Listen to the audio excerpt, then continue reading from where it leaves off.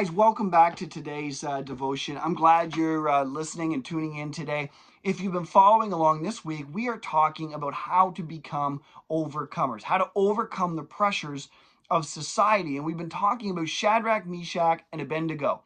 And so I'm going to kind of pick up where we had left off. And in Daniel 3, verse 18, it says this: "But even if he does not, let it be known to you, O king, that we are not going to serve your gods or worship the golden image that you have set up." Now, some people will listen to this and they'll say, listen, Shadrach, Meshach, and Abednego are doing good. At this point, they're like, you know what? Our God's going to deliver us. If we don't do what you ask and you throw us in the fire, we're going to be just fine and God's going to deliver us.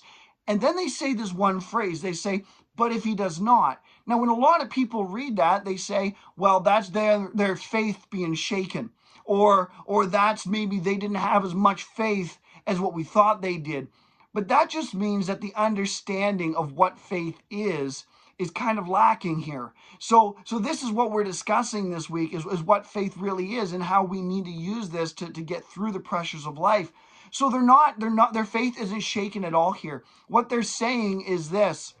They're saying, listen, king, whatever you do to this body, God can either save this body or he won't save this body. It doesn't matter to us. What matters is this: God is still in control. See, that's true faith. What true faith is trusting and leaving all your worries in God's hands. And how we do that is exactly how Shadrach, Meshach, and Abednego did it. They simply said, we know what God's will is.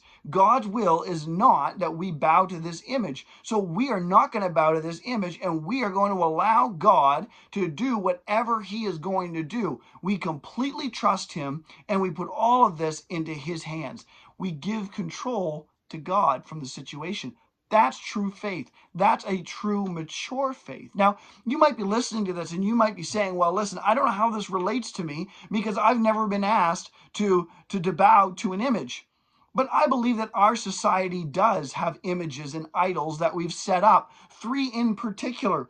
We have set up money, we have set up power, and we have set up acceptance as our gods, as the idols that we worship.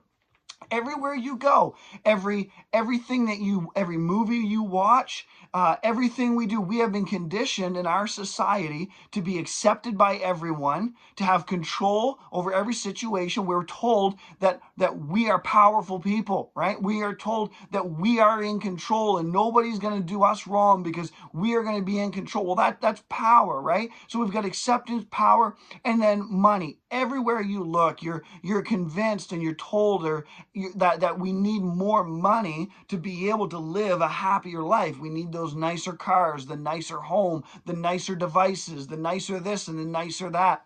And so these 3 things in our society have been set up.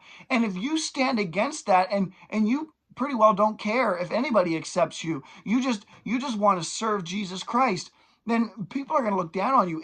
If they're not going to understand you, if you have this option to gain more power, but you refuse to do it, to move up in your company or move up in position somehow, and you refuse to do that because you don't feel is God's will, people are going to have a bit of a puzzled look. If you have the opportunity to do something and make way more money, but you refuse to because you feel that's not where God wants you, people are going to look at you a little bit puzzled, right? They're going to wonder, what are you thinking? You could provide for your family and yourself in an incredible way here. Why are you doing this?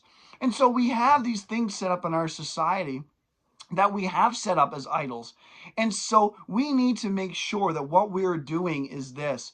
We are looking beyond all of that. We are looking to eternity, and we are looking at our relationship with Jesus, and our focus is on what is God's will in this situation.